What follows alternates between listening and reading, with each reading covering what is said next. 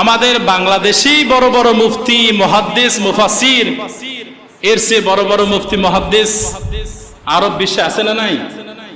কথা বলেন। সৌদি আরবে আছে না নাই? তো সৌদি আরবে রাষ্ট্রীয়ভাবে ঈদে মিলাদুন নবী সাল্লাল্লাহু আলাইহি সাল্লাম উদযাপন হয়। সৌদি আরবে রাষ্ট্রীয়ভাবে ঈদে মিলাদুন নবী সাল্লাল্লাহু আলাইহি সাল্লাম উদযাপন হয়।